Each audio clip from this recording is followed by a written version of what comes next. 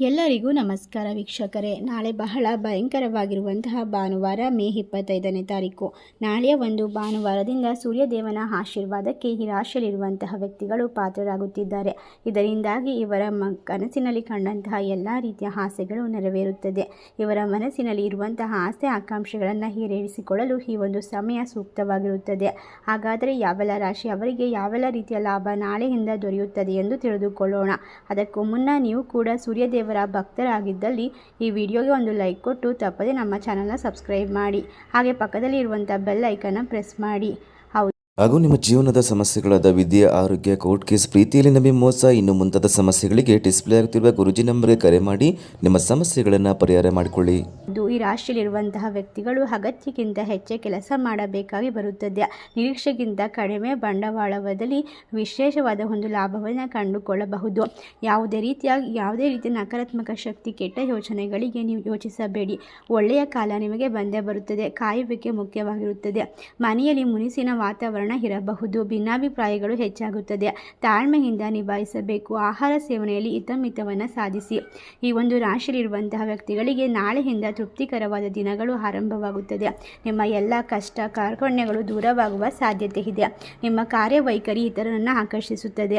ಪ್ರೀತಿಯ ವಿಷಯದಲ್ಲಿ ಪೂರಕ ಬದಲಾವಣೆಯನ್ನು ಕಂಡುಕೊಳ್ಳಬಹುದು. ವೃತ್ತಿ ಸಂಬಂಧಿತ ವಿಚಾರಗಳಲ್ಲಿ ಚಿಂತನೆಗಳು ಹೆಚ್ಚಾಗುತ್ತಾ ಹೋಗುತ್ತದೆ. ಕೆಲವರ ಅಸಹಕಾರ ವೇದಿಕೆಯಿಂದ ಯೋಚಿಸಿ ಸೂಕ್ತ ಕ್ರಮ ತೆಗೆದುಕೊಳ್ಳುವುದು ಉತ್ತಮ. ರಾಶಿಯಲ್ಲಿರುವಂತಹ ವ್ಯಕ್ತಿಗಳಿಗೆ ಇರುವಂತಹ ಎಲ್ಲ ರೀತಿಯ ಕಷ್ಟಗಳನ್ನು ಪರಿಹಾರ ಮಾಡಿಕೊಳ್ಳಲು ಈ ಒಂದು ಸಮಯ ಸೂಕ್ತವಾಗಿ ಸಾಧ್ಯವಾಗುತ್ತದೆ. ಬಂಪರ್ ಲಾಟರಿ ಎಂದು ಹೇಳಿದರೆ ತಪ್ಪಾಗಲಾರದು. ಧನಕನಕ ಸಂಪತ್ತಿನ ಹೊಳೆ ಹರಿಯುತ್ತದೆ. ಎದರಿ ಓಡುವ ಕಾಲ ದೂರವಾಯಿತು. ಪ್ರತಿ ಕೆಲಸದಲ್ಲೂ ಕೂಡ ಜಯವಾಗುತ್ತದೆ. ಶತ್ರುಗಳು ಕೂಡ ಈ ಒಂದು ಸಮಯದಲ್ಲಿ ನಿಮ್ಮ ಪರವಾಗಿ ನಿಂತುಕೊಳ್ಳುತ್ತಾರೆ. ಪ್ರತಿ ಗ್ರಹದ ಸಂಚಾರವು ಶುಭ ಮತ್ತು ಅಶುಭ ಯೋಗವನ್ನು ರೂಪಿಸುತ್ತದೆ. ಗ್ರಹಗಳ ಸಂಚಾರದಿಂದ ಈ ರಾಶಿಯಲ್ಲಿರುವಂತಹ ವ್ಯಕ್ತಿಗಳಿಗೆ ಉತ್ತಮವಾದ ಯೋಗಗಳು ರೂಪುಗೊಳ್ಳುತ್ತದೆ. ಬಹಳಷ್ಟು ಪ್ರಯೋಜನವನ್ನು ಪಡೆದುಕೊಳ್ಳಬಹುದಾಗಿದೆ. ಯಾವುದೇ ದೊಡ್ಡ ಆಸೆಯನ್ನು ಈಡೇರಿಸಿಕೊಳ್ಳಬಹುದು. ಹೌದು, ಈ ರಾಶಿಯಲ್ಲಿರುವಂತಹ ವ್ಯಕ್ತಿಗಳಿಗೆ ಈ ಒಂದು ಸಮಯದಲ್ಲಿ ಆದಾಯಗಳು ಹೆಚ್ಚಾಗುವ ಸಾಧ್ಯತೆ ಇದೆ. ಗುರು ಶುಕ್ರರಿಂದಾಗಿ ಈ ಒಂದು ಸಮಯದಲ್ಲಿ ನಿರುದ್ಯೋಗಿಗಳಿಗೆ ಉತ್ತಮವಾದ ಉದ್ಯೋಗ ಅವಕಾಶ ದೊರೆಯುತ್ತದೆ. ಬಡ್ತಿ ಸಂಬಳದಲ್ಲಿ ಹೆಚ್ಚಳವನ್ನು ಪಡೆಯಬಹುದು.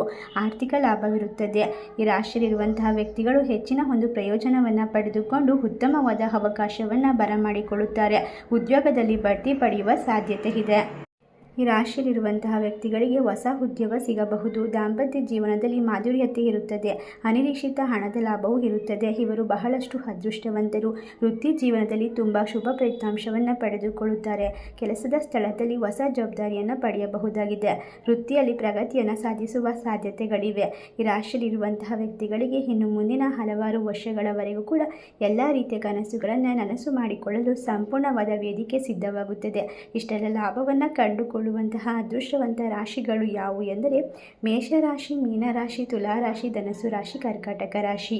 ಈ ರಾಶಿಯಲ್ಲಿ ನಿಮ್ಮ ರಾಶಿ ಇದ್ದರೂ ಇಲ್ಲದಿದ್ದರೂ ಭಕ್ತಿಯಿಂದ ಓಂ ಸೂರ್ಯದೇವಾಯ ನಮಃ ಎಂದು ಕಮೆಂಟ್ ಮಾಡಿ. ವಿಡಿಯೋಗೆ ಒಂದು ಲೈಕ್ ಕೊಟ್ಟು ಎಲ್ಲ ಕಡೆ ಶೇರ್ ಮಾಡಿ.